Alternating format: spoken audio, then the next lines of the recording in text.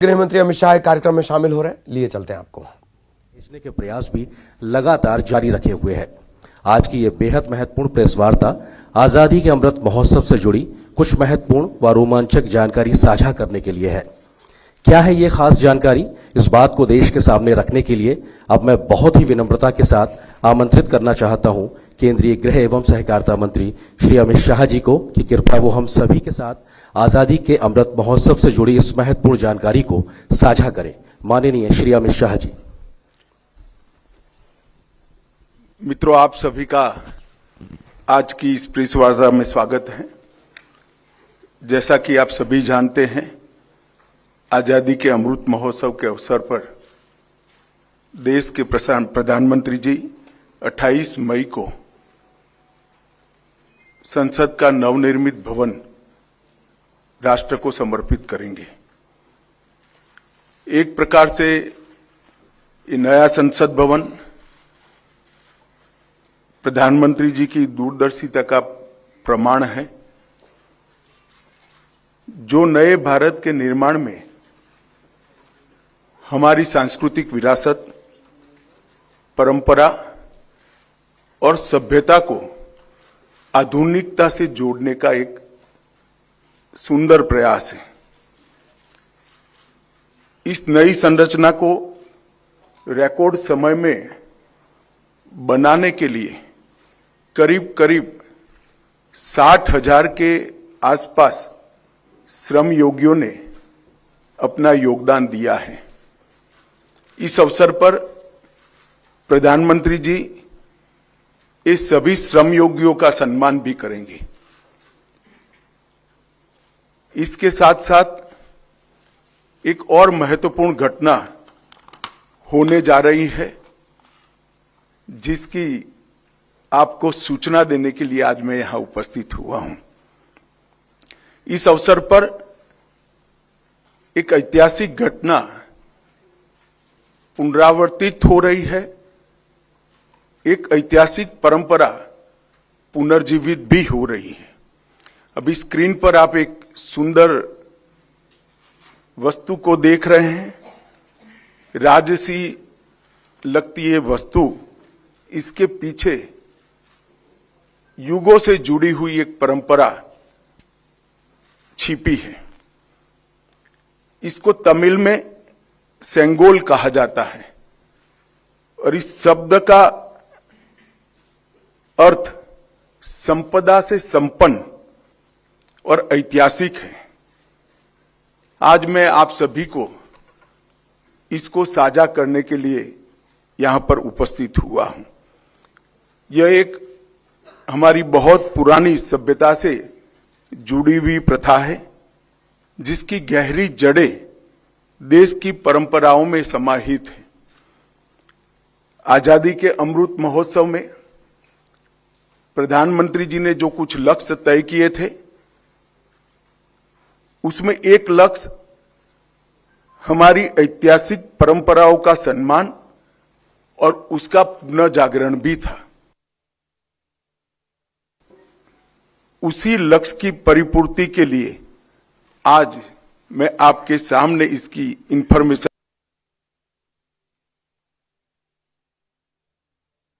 को लेकर आया हूं। ये घटना जुड़ी है आजादी की क्षण के साथ। 14 अगस्त 1947 की रात को एक बहुत महत्वपूर्ण ऐतिहासिक और अनोखी घटना ने आकार लिया था, जिसकी 75 साल के बाद आज देश के अधिकांश नागरिकों को जानकारी नहीं है।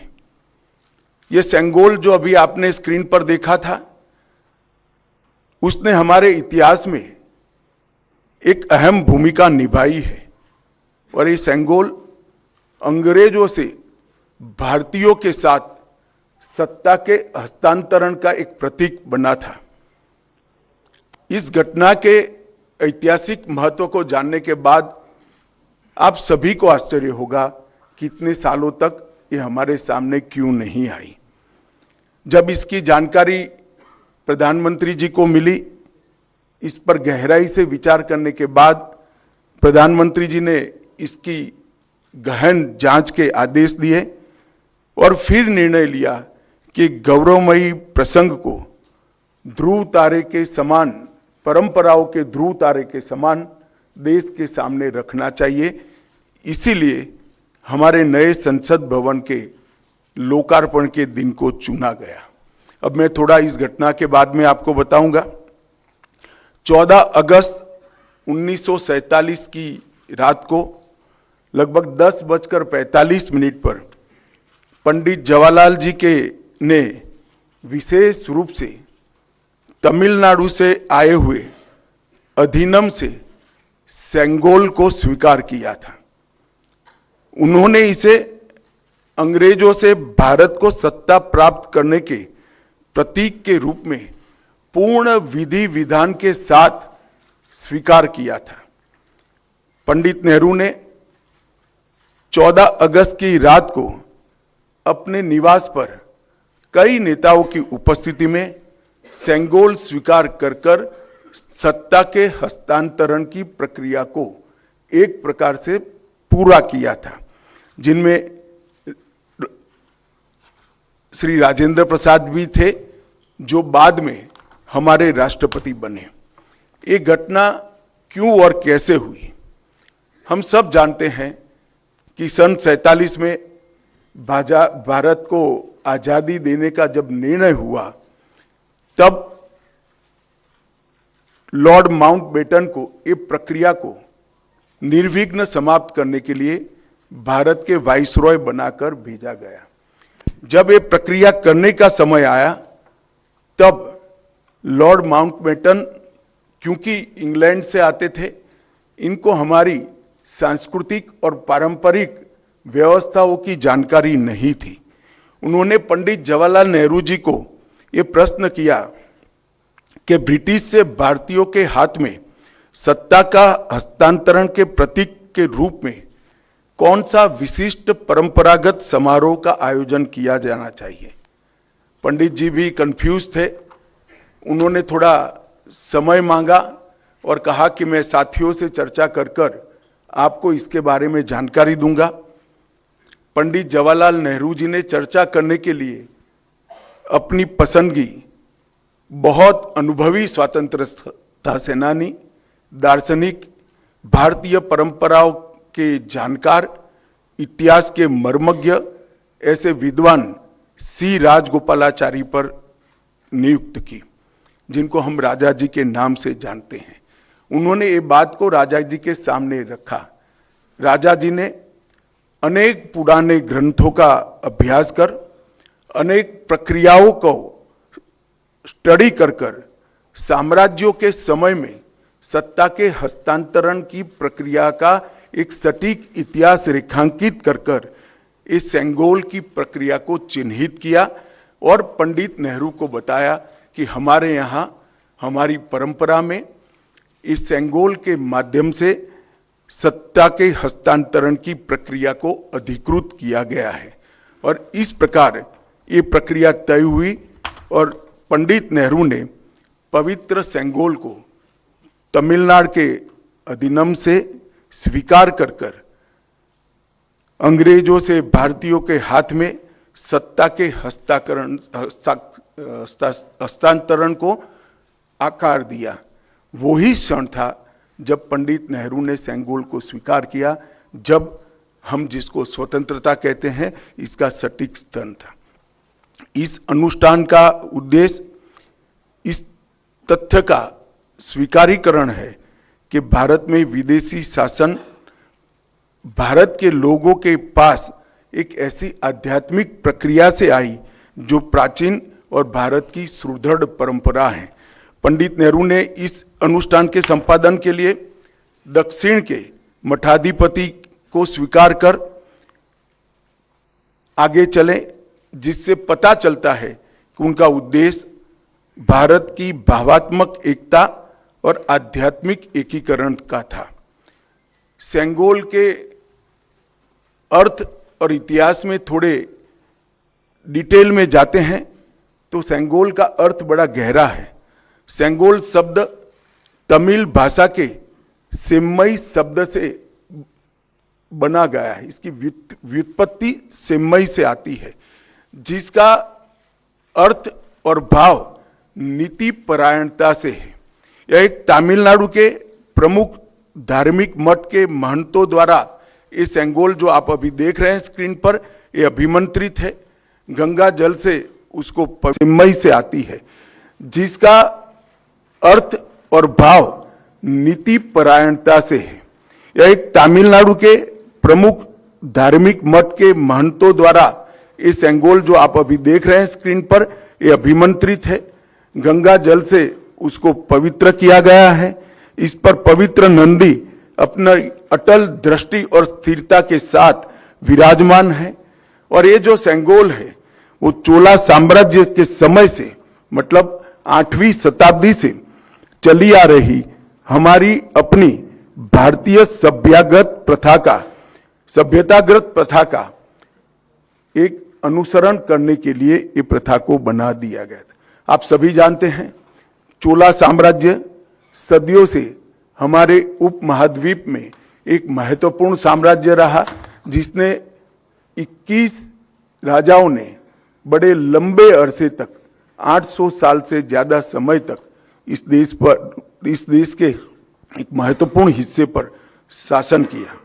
सबसे महत्वपूर्ण बात यह है कि सेंगोल जिसको प्राप्त होता है, इसके पास से न्यायपूर्ण और निष्पक्ष शासन की अपेक्षा रखी जाती है। और एक प्रकार से न्यायपूर्ण और निष्पक्ष शासन करने का आदेश उसको मिलता है, जिसे तमिल में आणई कहते हैं। और इस सेंगोल को प्राप्त करने की घटना को आजादी के समय विश्व भर के मीडिया ने इसका जिक्र भी किया है, इस पर वृत्तांत भी प्रकट किए हैं। टाइम मैगजीन ने बहुत ज्यादा ग्राफिक्स के साथ इसको रिपोर्ट किया। भारत के भी सभी अखबारों ने इसको यथोचित सम्मान दिया था। आप सेंगोल की वेबसाइट पर मीडिया रिपोर्ट की एक फिल्म भी बाद में देख सकते हैं। 1947 अगस्त के बाद सेंगोल सबकी आंखों से ओझल हो गया, इसको भुला दिया गया।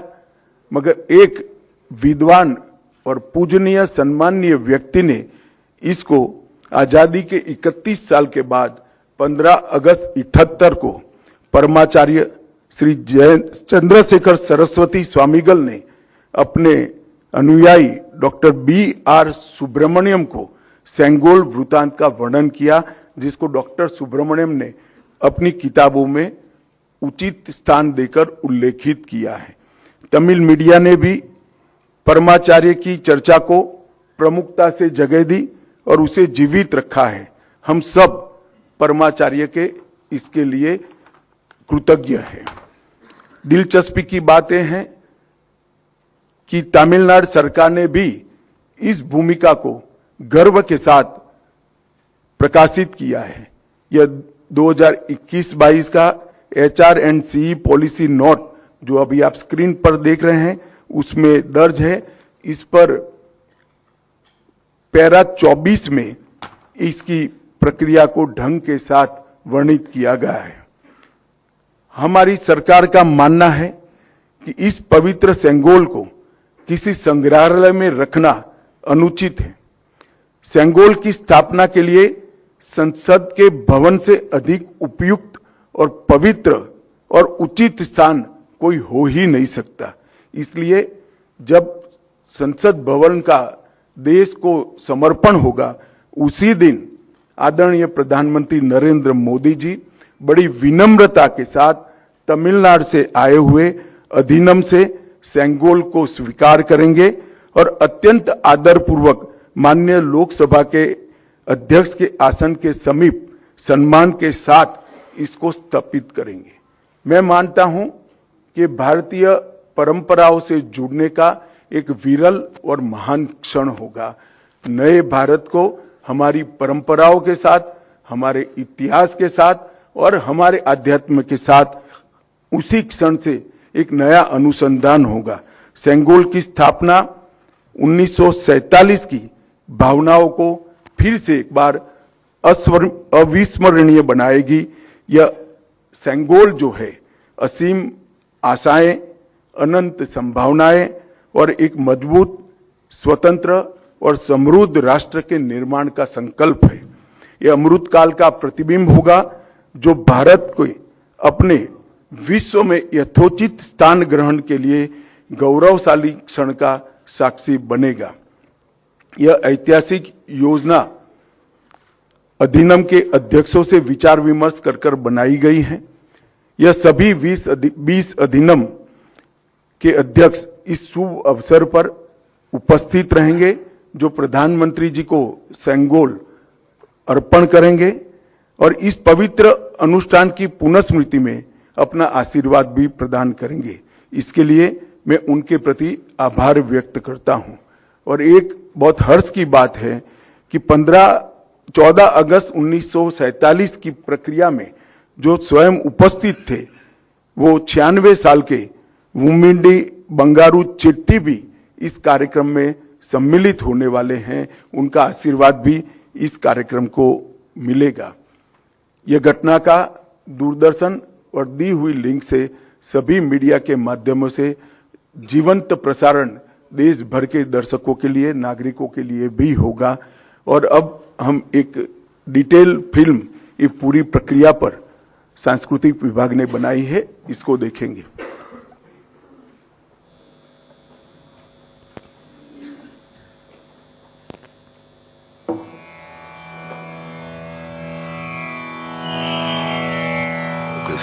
August 1947. Madras Presidency, Tamil Nadu. A group of people were preparing for the trip of their lifetime. They had been called to carry out an important mission, to sanctify and legitimize the transfer of power from one ruler to another. Where were these people going? Delhi. India was getting ready for its freedom, to be rid of the British rulers. After decades of people fighting for self-rule, thousands arrested, killed in action, chasing one goal, Azadi, freedom. The last Viceroy, Lord Mountbatten, had a task to complete, to hand over power to the Indians. He had a simple query. How should this moment of handover be conducted? A handshake would hardly do. What is the symbolism that should be adopted for the moment? He posed this question to Pandit Jawaharlal Nehru. A good question, something that needed thought. A puzzled Nehru turned to the veteran freedom fighter, Shri C. Rajagopalachari. Rajaji, as he was popularly known, was from Tamil Nadu. Nehru respected Rajaji's erudition and knowledge of Indic customs and civilization. Well-read as he was, he found the answer in India's past. In the Chola kingdom of Tamil Nadu, one of India's oldest and longest continuous reigns. The transfer of power from one Chola king to another was marked by the passing of the Sengol, the staff of righteousness, blessed by the high priest of the time, invoking the blessings of Lord Shiva, the Cholas being his ardent devotees. Worship continues in their 1,000-year-old temples to this day. Rajaji recommended that a similar ceremony and symbolism be followed. Nehru accepted this. Rajaji wasted no time in contacting the leading Dharmic mutt or monastery. The Tiruvavudurai Adinam, established over 5 centuries prior, located in the heart of Chola land, functioning to this day. The then seer 20th Guru Maha Sannidhanam, Srila Sri Ambalavana Desika Swami, who was ailing at the time, accepted the task. He commissioned